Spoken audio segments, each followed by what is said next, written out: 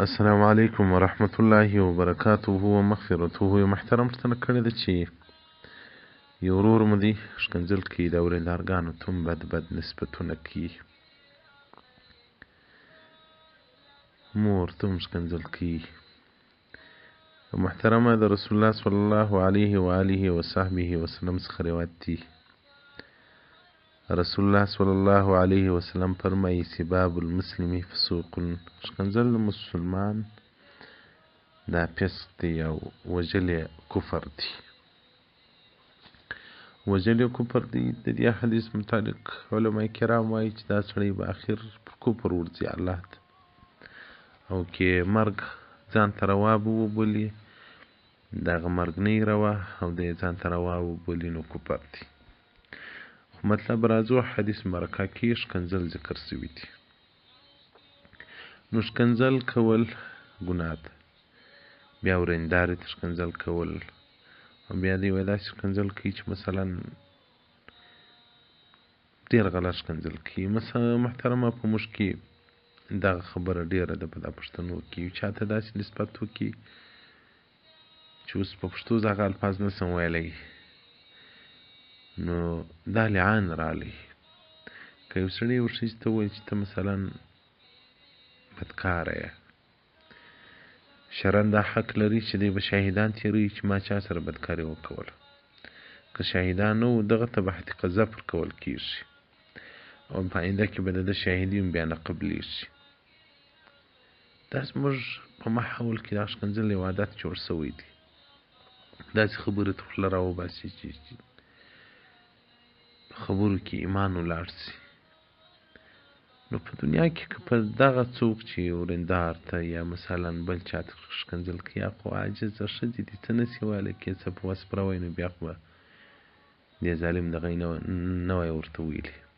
یو ورځ راتلونکي ستا هغه څوک ښکنځل کوي او حقوق باندې تېری کوي نو په ورځ قیامت به بیا د الله جل جلاله په حضور کې راوړل سي.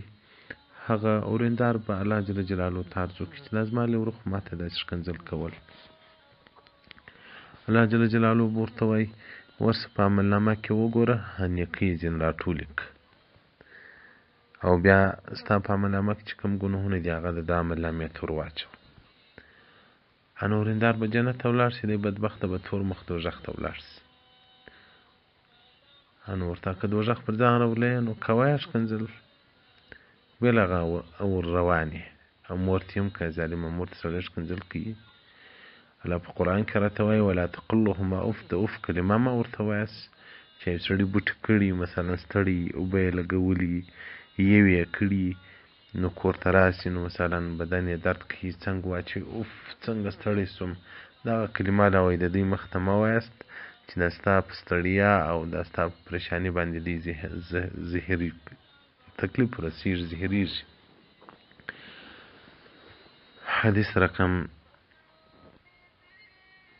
142 صفحه 50 کتاب الادب د امام بهقي. نو محترمه دا عظیم جرم دی، له دې څخه نفرت وکړي، د دې پر ځای ښکنځل کوي ولا حول ولا قوت وایاست. بیا ستا د اورېندارې سره څه کار دی؟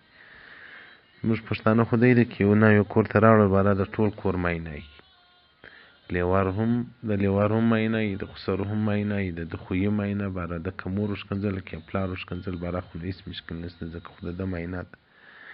د خواشي معاینه یي باره کې د پلار سر ورښکنځي کې د مور سر ورښکنځي. د لیورو د اورېندارې سره څه بد کوي؟ غول خوري لیور چې اورېندار ته ښکنځل کوي د اورېندارې سره غږېږي. څه ډول منطق دی، څه ډول غیرت مو دی؟ پښتانو خو یا پر ښځه زده کوي یا پر ملا زده کوي. د جنګ میدان معلوم دی هغه ته ول نه وروځي. نو محترمینو په دې کې ډېر نهایي احتیاط وکړئ، ښکنځل پرېږدئ، دا مه کوئ، دا ظلم مه کوئ. بیا نو ستا ښځه د ستا ښځې ته ښکنځل کوي نو خو ورته ووایه مشر لالا ته ورته ښکنځل چې ته کوې ماینه ستا د ښکنځل دی ورته کوي، ته حق نه پر لرې د ښکنځل نو دی بیا څوک دی؟ والسلام علیکم ورحمة الله وبرکاته ومغفرته.